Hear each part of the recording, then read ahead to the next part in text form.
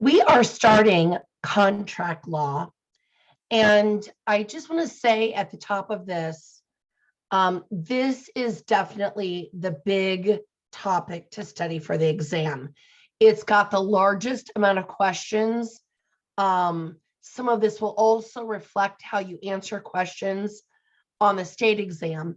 But for the national portion, it's 14 test questions is typically what we see. So if you're going to focus time studying, this to me is your big rock where you'll have the most content. And keep in mind, contracts could be agency agreements, they could be listing agreements, leases, or purchase agreements. We also call those sales contracts that would be between a buyer and a seller to purchase real estate. Here are 5 elements you must know that makes a contract legally binding.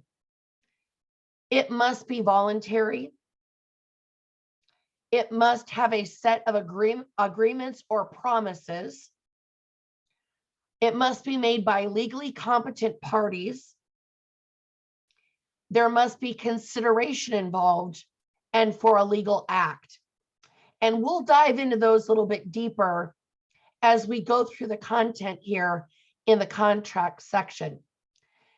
Contracts, just like agency, can fall under one of 2 categories.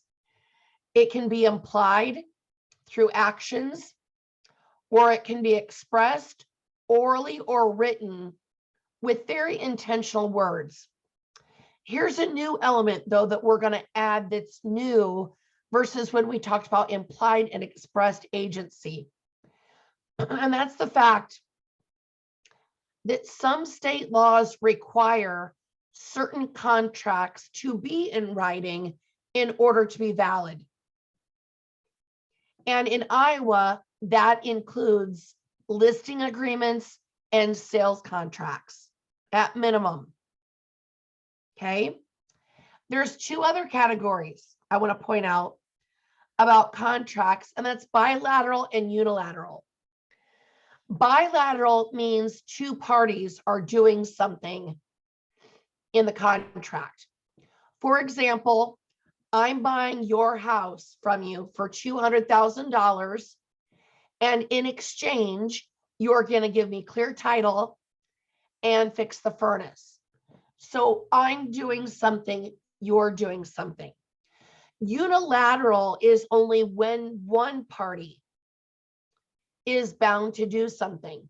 And in a little bit, we're going to discuss a type of contract called an option that is a unilateral contract. My best way to describe a unilateral contract to you, though, for right now, is I want you to think about the department store layaway. Let's say you go to Walmart and you put a bunch of toys on layaway for Christmas for your family. You maybe go in the end of October and you do a 60-day layaway plan, and they make you put 10% down, and then they take those items and store them in the back room.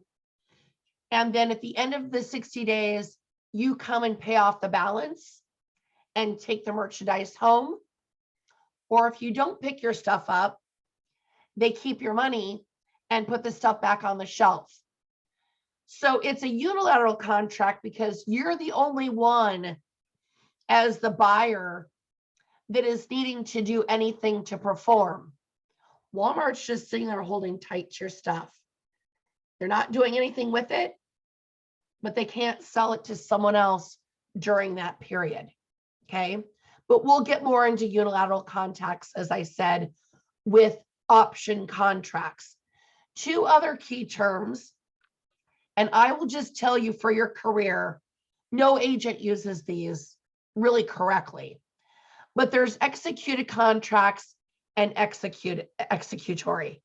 Executed means everyone has signed the contract and everyone has a copy of it. You've got an agreed upon contract, but there's still items on it to fulfill, like the home inspection, like a title opinion or an appraisal or getting financing lined up.